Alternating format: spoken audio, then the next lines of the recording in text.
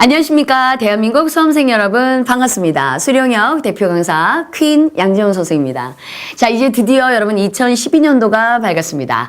자, 오늘 여러분 신년 인사 드리려고요. 이렇게 TCC를 준비했고요. 여러분들도 항상 책상에서 씨름하고 있을 우리 학생들을 위해서 선생님도 여러분과 똑같이 항상 이 책상에서 이 책상이 선생님하고 벌써 함께한 게 벌써 한 12년 정도 되었습니다. 자, 이 책상에서 여러분에게 인사를 드리는 게 어떻게 보면 선생님으로서는 굉장히 뜻깊은 일인 것 같아서 이렇게 선생님 사무실에서 선생님 서재에서 이렇게 인사를 드립니다. 자, 우선 여러분 새해 복 많이 받으라는 얘기 다시 한번 말씀드리고 싶고요. 게시판에다가 선생님 새해 복 많이 받으라는 얘기 선생님도 정말 많이 들었거든요. 정말 감사드립니다. 자, 이제 드디어 2013 뉴스 꽃게가 시작이 된 지 한 2주 정도 지났습니다. 여러분의 뜨거운 반응 정말 감사드리고요. 선생님도 좀 작년하고 좀 다른 모습으로 조금 더 힘찬 모습으로 여러분에게 다가가려고 하다 보니까 조금 몸에 무리가 가고 있는데 그래도 선생님도 힘내서 열심히 수꽃게 마무리 짓도록 하겠습니다. 자, 우선 오늘 신년 인사와 함께 여러분에게 두 가지 사항에 대해서 좀 말씀을 드리려고 이 귀한 시간을 만들었습니다. 자, 우선 첫 번째는요. 겨울방학 학습법, 즉 고등학교 1학년, 2학년, 3학년 그리고 다시 이번 수능을 준비할 N수행 학생들, 모든 수험생들이 자, 이번 겨울방학 1월달과 2월달 동안에 어떠한 것들은 좀 지켜줬으면 좋겠다. 이런 개괄적인 것들 5가지 정도로 요약을 했습니다.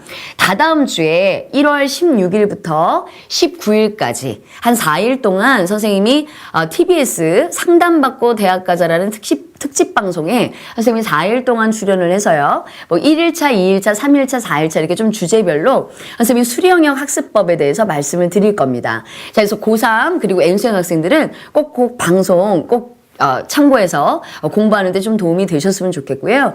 그런 거 상관없이 등급별, 학년별 여러 가지 학습법에 대해서는 선생님이 겨울방학 학습법 TCC로 해가지고 이미 올려드렸어요. 그래서 그 부분 다시 한번 참고하시면 될 것 같습니다.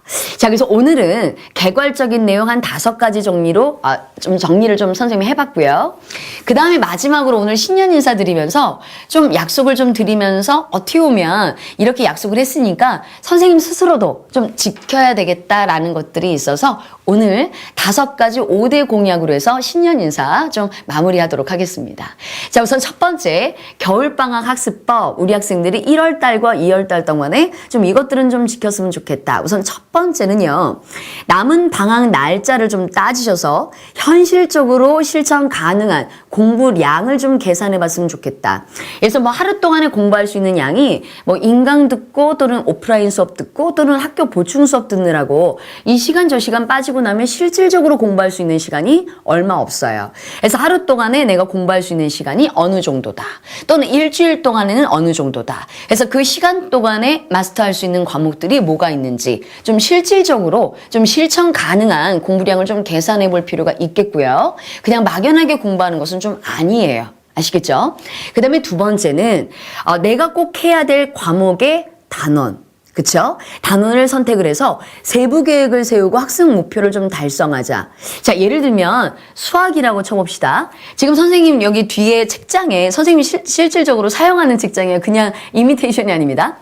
책장에 있는 책들 중에서 내가 이번에 수령역 공부하는데 맞아, 나 수꽃게 강의 듣는데 그러면 수꽃게 강의를 들으면서 봐야 될 책들이 있죠. 자, 예를 들면 선생님이 수꽃게 수학 1을 봐야 되고 또 미적분과 통계를 봐야 되고 그럼 이러한 책들을 꼭 내가 봐야 되는 책들이 있어요. 그러한 책들을 우선은 한번 다 꺼내보시고 이만큼을 내가 이번 겨울방학 동안에 마스터해야 되는 책들이구나 라고 꼭 체크하셨으면 좋겠어요.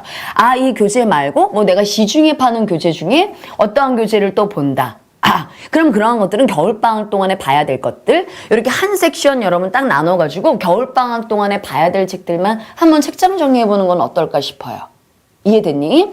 자, 이렇게 조금 더 세부적으로 공부할 양을 좀 체크해보는 거다. 즉, 영어면 영어 과목 중에서도 다 보는 거 아니잖아. 책장에 있는 책들 다 보는 거 아니죠. 그 책들 중에서 이번 내가 겨울방학 동안에 열심히 봐야 되는 책들 한 섹션으로 나눠서 쭉 모아두시고 언어 영역은 또 언어 영역으로 쭉 놔두시고 그러면 요거는 반드시 내가 이번 겨울방학 동안에 열심히 봐야 되는 책들 이렇게 좀 정리해보는 건 좀 어떨까 싶어요.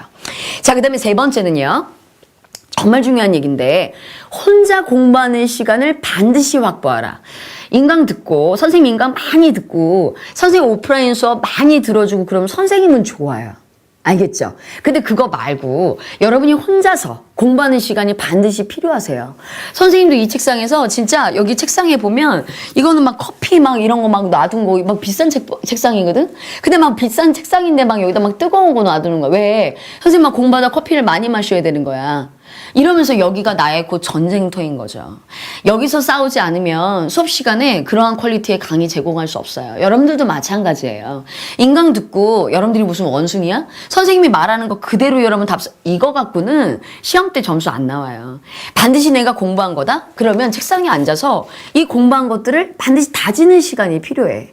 즉 다시 얘기하면 자율학습의 질이 매우 중요하다. 이번 겨울방학은 누구나 고1이나 고2나 고3이나 N수생이나 모든 학생이 다 개념이 중요한 시기예요. 언어든 외국어든 다 개념이 중요한 시기야. 그지? 그러면 개념을 어떻게 공부하는 것이 좋을까? 선생님의 공부학습 방법, 선생님 고등학교 때부터 쓰던 게 아니라 선생님 초등학교 때부터 쓰던 학습 방법이야. 그 방법 바로 역할극 놀이라는 게 있다고 했었죠. 선생님 초등학교 때부터 항상 선생님 방에는 칠판이 있었어. 이게 내 직업이 될지는 몰랐지만 칠판이 있었어. 그 칠판에다가 어떻게 자율학습을 하는지 선생님이 보여드릴게요. 선생님 제 방은 작아서요. 칠판을 놓을 수가 없어요. 좋아요. 선생님 저는 동생하고 같이 방을 써서 제 방에서 혼자서 막 떠들 수가 없어요. 동생이 옆에 있어서요. 이럴 수 있어요. 그래도 할 수 있어요. 그래서 칠판에서 하는 내용을 혼자서 이렇게 책상에 앉아서 그냥 종이 A4 용지 있죠. 그냥 빈 종이 있잖니. 그런 빈 종이에다가 혼자서 여러분 이렇게 말로 막 이렇게 하면서 이렇게 입이라도 중얼중얼 거릴 수 있잖아. 이러면서 하시면 돼요. 그래서 칠판에다 선생님이 역할극 놀이하는 거 있죠? 롤플레이 하는 방법을 지금 이번에 우리 신년 인사 드리고 나서 그리고 선생님이 한번 보여드릴 거예요. 알겠죠? 그럼 그대로 한번 따라 하시면 돼요.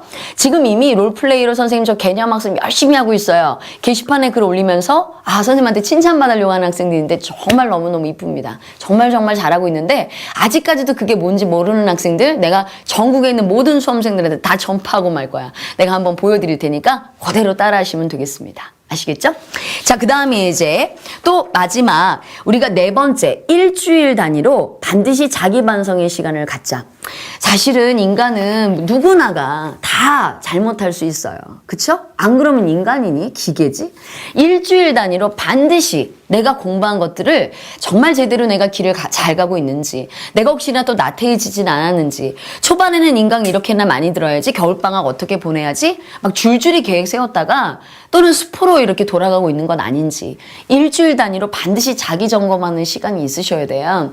선생님이 아까 전에 칠판에다가 나도 누군가가 나보고 열심히 좀 해라, 강의 좀 열심히 해, 야 진영아 화이팅 이런 얘기 해줬으면 좋겠잖아. 근데 아무도 나한테 그런 얘기를 안 해주는 거야. 그래서 선생님이 항상 선생님 다이어리에다 적어두고요. 야 양진영 화이팅, 오늘 강의 진짜 빡시게 열심히 잘해봐, 멋지게 해봐, 뭐 이런 식의 말들을 적거든요. 그래서 일주일 단위로 여러분의 공부를 제대로 하고 있는지 한 번 정도 좀 체크해보는 시간을 가져보는 건 어떨까 싶어요. 또는 내가 공부하는 계획표를 쭉 세웠는데 내가 X표 치고 지나가는 거 말고 X표 못 친 것들이 막 많다. 내가 왜 이런 것들을 다 못하지? 내가 공부하는 양을, 즉 내가 공부하는 양을 내가 나를 모르고 있구나 라는 것들도 한번 체크해 보시고요.